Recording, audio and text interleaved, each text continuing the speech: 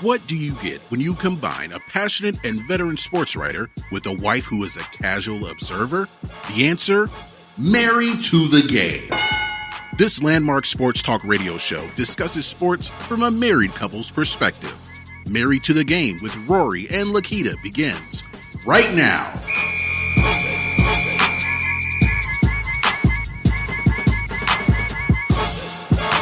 What's going on, fam? My name is Lakita Sharrock. And I'm Rory Sharrock, and this is Married to the Game. We are coming in loud and clear through your digital airwaves from the beautiful city of Atlanta, Georgia.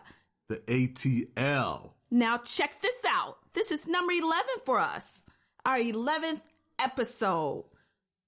Odd number, but we are an evenly matched duo. Yes, and this is my favorite month of the year. Spring is here. I mean, too bad for you and the millions of other folks dealing with allergies. Oh my goodness, don't remind me. The sneezing, the itchy, red, watery eyes. Thanks, Dad. Well, maybe this will help you out. Since we recently changed our clocks to spring forward, how about we change our location? I'm sure a new venue is just what the doctor ordered for me to help with my seasonal allergies. You know, that stuff gets annoying. Okay, I love to travel. And what better excuse to plan a getaway than spring break? Now, you've heard me frequently talk about my spring break trip to Daytona Beach when I was in college. Now, that trip was unforgettable for all the wrong reasons. So, this is my do-over. We're packing our bags to hit up several great destinations. We'll bounce around the nation for the opening weekend of the NCAA tournament. The Arnold Palmer Invitational tees off at Bay Hill in Orlando. Florida's the Sunshine State, and we're thrilled to bask in those warm rays while talking golf and the extracurricular activities. Now, you know we run circles around the competition. And we get our blazing speed by going step for step at heavyweight track meets like the Yellow Jacket Invitational at Georgia Tech and the Emory Invitational. Now it's spring break, and our travel itinerary is loaded with day and nighttime activity. Our plane tickets are confirmed, and the GPS app has the directions to each destination. And I can't think of a better way to enjoy a vacation than rolling out with Married to the Game. Yeah. Shot, Jordan, Michael Jordan, 14 seconds. Brown. Look for Sleepy Floyd. Look. Oh, he threw it to the wrong man. He threw it to Worthy. It's over. It's over. It's down to 7 seconds. You can see the time. Wittenberg. Oh, that's a long ways. They won it. On the dunk. There's the pass to Leitner. Puts it up. Yes! Bounce pass to be thrown by Jamie Sykes. Carter pressuring. It's to Jenkins, to Drew for the win. Gone! He did it! Bryce Drew did it! Valpo has won the game! A miracle! Shot clock turned off. Calvary. Hall, 8 to shoot. Hall, the runner! Loose ball! It's good! With 4.4 to go. Shannon, don't want to foul. Shannon from the corner, and it's over. Gonzaga, the slipper still fits. They win it, 73-72. Kansas has made only 2 threes on the night. They must make one here to extend the game. Collins driving, almost lost the handle. Chalmers for the tie. Got it with 2 seconds. Unbelievable. Dozier at midcourt for the championship. No, we're going to overtime in San Antonio. Kansas can taste it. They come back from 9 down in regulation. A Kansas comeback for the history books. Rock Chalk Championship. Kansas takes the title. Last chance for the Panthers. And he said he wouldn't take a timeout in this situation. Jesperson, half-court heave for the win.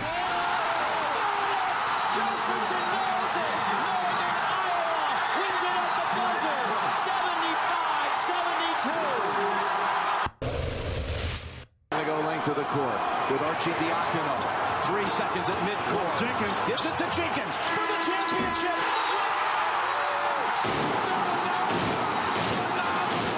The national champions with Jenkins hitting the winner at the buzzer. Jim, you're going to check it. I thought it was good live, but how about those onions?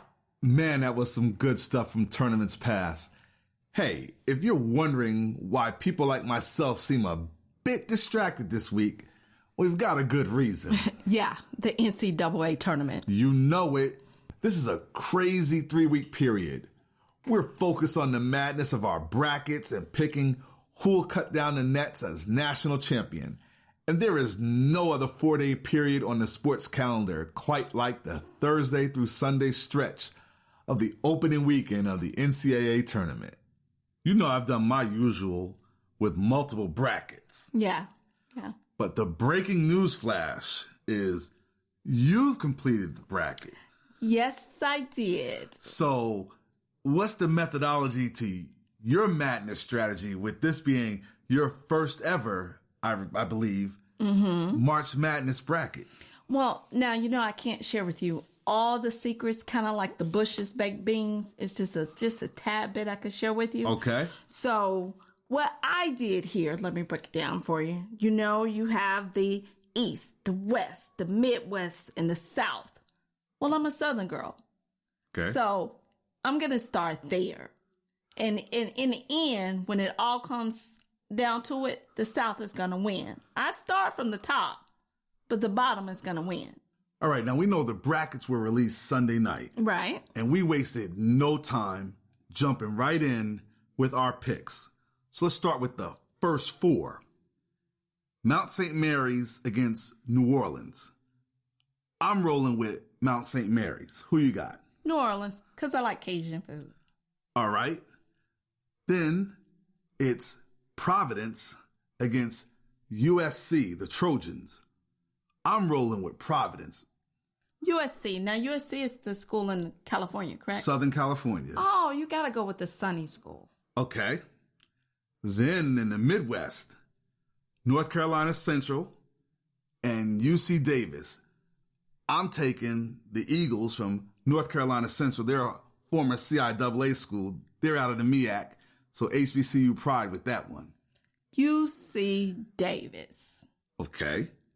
Then last but not least, Kansas State and Wake Forest. Mm-hmm. And we're on the same page here. We both got Wake Forest to win that ball game. Of course. Now, I know why I chose Wake Forest. You already know. Tim Duncan. All right, baby. Come on. All right, now. So let's get with the real nuts and bolts of this. I'm ready. March Madness is about the upsets. True. And the busted brackets. True. Let's look at some of the picks that we think will be the head scratchers, the oh my gosh plays. Right. All right. Starting out in the East, my upset is New Mexico State, number 14 seed, knocking out Baylor in the first round. Baylor has hurt me in the past, and I'm not about to get burned again. So I'm rolling with New Mexico State. I see for you in the first round. My upset. UNC Wilmington will knock out the box Virginia. Okay. Well, I'm really going to be paying attention because everyone is rolling with Virginia. I'm rolling with Virginia. I think the only people rooting for UNC Wilmington are the people associated with UNC Wilmington. And after this game, everybody will be coming to me for tips. How about that? I can dig it. Switching over to the Midwest. Come on. My upset is Nevada beating Iowa State in a 5-12 matchup. Okay. I like your upset picks right here. You're rolling with Rhode Island over Creighton. Of course, because you got to pick the tiny state. Tiny states win. Okay. And then you have Iona, a small private school, beating Oregon, big school. Tiny wins. Now you get it. I see it. And so for all the so-called experts out there, they really need to enlist your services. They really do. Then rolling out in the West, I don't really have any upsets on that bracket, on that side of the bracket. Neither do I. Yeah. But here's where things get really interesting out of the South, which Dirty. The South is the toughest region. Yes. Out of the whole NCAA tournament. Yes. And the South is where your sleeper team resides. Yes. You actually have 2 sleeper teams. Uh-huh. Mm-hmm. Okay. Mm-hmm. So we both have Middle Tennessee State beating Minnesota. Right. In that 5-12 matchup. Yeah. Right. We both have that. And I have Winthrop beating Butler. Mm-hmm. And you have Butler winning. So you're not going with I think Winthrop is a smaller school than Butler, but not by much. But right. I see where you're going with it. Right. So we're going head to head in that matchup right there. Right. All right. Buckle your seatbelt, folks, because here's where it really gets interesting. Come on. Tell us about this matchup between Cincinnati and Wake Forest. Well, you know why I chose Wake Forest. Come on now. It has nothing to do with statistical analysis.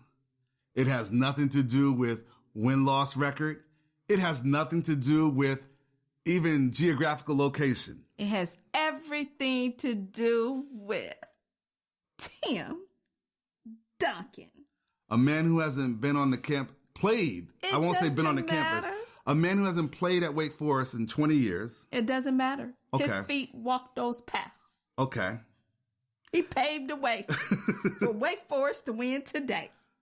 Now, in the 8-9 matchup, Arkansas and Seton Hall. Come on. Who you going with? I'm going with Arkansas. All right. And I know you're going with Arkansas because you're a homer. Come on, because I'm a homer. Arkansas is my sleeper to shock the world. Call me a homer all day. I don't care. Woo! Peg suey! Okay. I'm telling you. Come now, on. that's not that off to pick Arkansas over Seton Hall. That could go 8-9 matchups are a coin flip. But now, where I think I need to have you committed is the second round game, Arkansas against North Carolina. And you're rolling with? Come on now. Loyalty, baby. Arkansas. Okay. To knock off the number one. The number 1 seed Carolina Tar Heels. They're going to knock them out. Who lost by 3 points on a buzzer beater in the national championship last year. It doesn't matter. Razorbacks, Hogs, all day. Okay. But that doesn't stop either because later on, and I know we're not really jumping the gun, but you have in the second round, Wake Forest knocking off UCLA. They have to. They have Tim Duncan is still in the building. UCLA might have more championship banners than Wake Forest has conference tournament wins. But they never had Tim Duncan. They never had Tim Duncan. He leaves an impression on that school even after all these years. Okay. Come on now. But it don't stop, folks. Follow the madness. Wake Forest again. You have 2 sleepers. You have Wake Forest then beating Kentucky in the Sweet 16. Of course. So the Elite 8 matchup is Arkansas and Wake Forest. I know. You see how the stars aligned. You got some funny sleeper picks. Yes, I do. My sleeper upsets are Xavier going all the way to the Elite 8. And then I got Michigan doing an upset over Louisville in the second round. My final 4, Villanova, Gonzaga, Michigan, and they're going to upset Kansas in the Elite 8. I like Michigan's story. Being with the whole plane drama situation, I just think that they are just pulling together, and I'm rolling with the maize and blue. So I got Michigan and North Carolina. My national championship game is a rematch, Villanova versus North Carolina. The Tar Heels avenged that heartbreaking loss in last year's championship game. They beat Villanova.